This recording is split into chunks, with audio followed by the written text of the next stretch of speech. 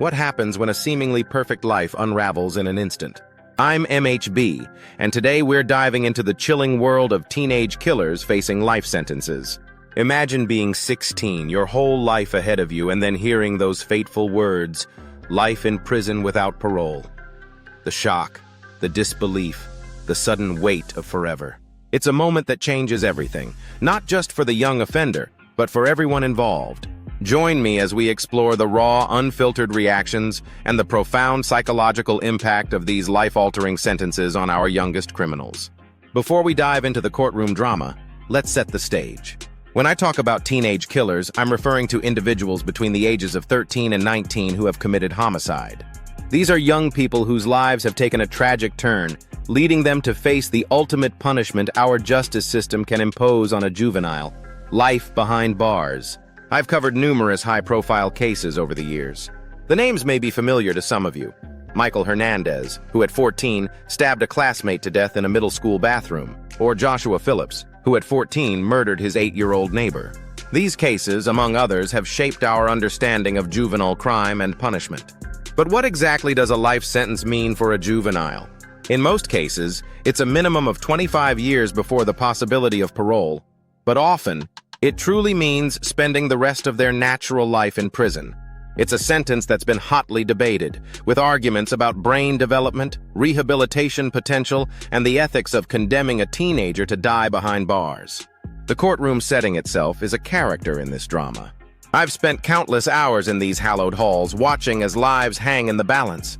The polished wood, the American flag, the stern-faced judge, all elements that create an atmosphere of solemnity and gravity. But perhaps most fascinating is the psychological state of these young offenders. Many struggle to grasp the full implications of their actions and the punishment they face. Their brains are still developing, their emotional maturity incomplete. It's this unique combination of youth and grave circumstances that makes their reactions so compelling and often heartbreaking to witness. As I take my seat in the courtroom, I can feel the tension building. The air is thick with anticipation, fear, and a strange mix of hope and resignation. The legal proceedings unfold with a somber rhythm: opening statements, evidence presentations, closing arguments. But for the young defendant, it's all background noise to the storm raging in their mind. I've observed this psychological battle play out countless times. On one side, there's the desperate hope that this is all a mistake, that they'll wake up from this nightmare. On the other, the creeping realization that actions have consequences, and theirs have led them to this moment.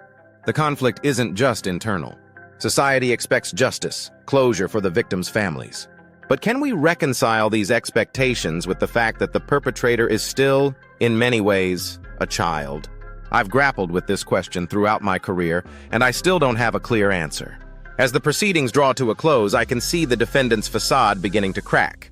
The bravado that some brought into the courtroom has long since evaporated, replaced by a palpable fear of what's to come. The courtroom falls silent as the judge prepares to deliver the sentence. I've been in this moment dozens of times, yet the gravity never lessens. The defendant stands, often looking small and vulnerable despite their crimes. Family members hold their breath. Even the most seasoned court officers seem to stand a little straighter. And then, the words that change everything. For the crime of murder in the first degree, this court sentences you to life in prison without the possibility of parole. The immediate reactions are as varied as they are intense. I've seen teenage killers collapse in tears, their sobs echoing through the courtroom. Others stand in stunned silence, as if the words haven't quite registered. Some maintain a mask of indifference, but I've learned to look closer. The slight trembling of a hand, the quick blink of eyes fighting back tears. From a psychological standpoint, these reactions are fascinating. The human brain, especially a teenage brain, isn't equipped to process such a monumental shift in life trajectory. Some retreat into denial, unable to accept the reality of their situation. Others experience a rush of emotions: fear, regret, anger, despair, all competing for dominance. The long-term implications of this moment are staggering. In an instant, hopes, dreams, and potential futures are extinguished. The path ahead is now confined to prison walls, stretching out for decades. It's a future that's almost impossible for a teenager to truly comprehend. I've observed that for many, this moment marks the beginning of a profound psychological journey. The facade of toughness often crumbles, replaced by raw vulnerability. It's as if the weight of their actions and the consequences finally become real, crushing the last vestiges of childhood innocence.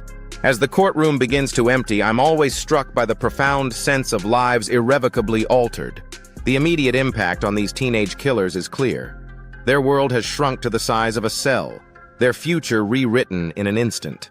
But the ripple effects extend far beyond the defendant. Families are torn apart, left to grapple with the knowledge that their child will grow old behind bars. I've seen parents age years in a matter of moments, their faces etched with grief and disbelief. Siblings are left to navigate a new family dynamic, often feeling a mix of anger, shame, and loss. On the other side of the courtroom, victims' families face their own emotional maelstrom. While some find a measure of closure in the sentence, others are left with a hollow victory. The pain of their loss isn't erased by the judge's decision, and some struggle with the knowledge that another young life has been effectively ended in the pursuit of justice. Society's response to juvenile life sentences remains divided. I've heard impassioned arguments on both sides, those who believe in harsh punishment as a deterrent, and those who advocate for rehabilitation and second chances. Some argue that these sentences protect society from dangerous individuals, while others contend that they ignore the potential for growth and change in young offenders. The debate between rehabilitation and punishment rages on, with no clear consensus in sight. Questions of brain development, culpability, and the possibility of redemption fuel heated discussions in legal circles and around dinner tables alike. As we grapple with these complex issues, we're forced to confront uncomfortable truths about our justice system, our society, and our understanding of human nature. The implications of these sentences reach far beyond the individuals involved, shaping our approach to crime, punishment, and the very concept of justice itself. Over the years, I've had the privilege of following up on many of these cases, witnessing firsthand the profound transformation these young offenders undergo. It's a journey that often starts with defiance, a stubborn refusal to accept their new reality. In those early days, months, even years, many maintain a tough exterior. It's a defense mechanism, a way to cope with the overwhelming weight of their sentence. But as time passes, that facade begins to crack. I've sat across from inmates who entered the system as teenagers, now in their late 20s or early 30s. The change is palpable. The bravado is gone, replaced by a quiet acceptance of their circumstances. It's a humbling process, watching as the full impact of their actions and consequences slowly sinks in. One inmate, sentenced at 15, told me after a decade behind bars, "I thought I knew everything back then. Now I realize I knew nothing." It's a sentiment I've heard echoed time and time again. Perhaps most striking is the emergence of genuine remorse. It doesn't happen overnight, and sadly, it doesn't happen for everyone. But when it does, it's profound. I've seen hardened young offenders break down in tears as they finally grasp the gravity of their actions and the pain they've caused. This transformation isn't just emotional. Many use their time to educate themselves, to grow in ways they never imagined. Some become mentors to other inmates, finding purpose in helping others avoid the path they took. It's a stark reminder that while justice demands accountability, the human capacity for change remains. These long-term consequences, the years of reflection and growth, offer a complex counterpoint to the moment of sentencing we discussed earlier. As we've journeyed through the harrowing world of teenage killers facing life sentences, we've confronted some of society's most complex and challenging issues. The stories we've explored today force us to grapple with difficult questions about justice, rehabilitation, and the very nature of punishment. We've seen how a single moment can alter the course of multiple lives forever. The victims, their families, the young offenders, and even the society at large, all are profoundly impacted by these tragic events and the sentences that follow. As we conclude, I urge you to reflect on the delicate balance between justice and compassion. Can we find a way to hold young offenders accountable while still acknowledging their capacity for change and growth? Is there room in our justice system for both punishment and redemption? Remember, behind every headline and statistic is a human story, complex, tragic, and often misunderstood. As we move forward, let's strive for a deeper understanding and a more nuanced approach to juvenile justice. Thank you for joining me on this journey. Until next time, stay vigilant, stay compassionate, and keep questioning.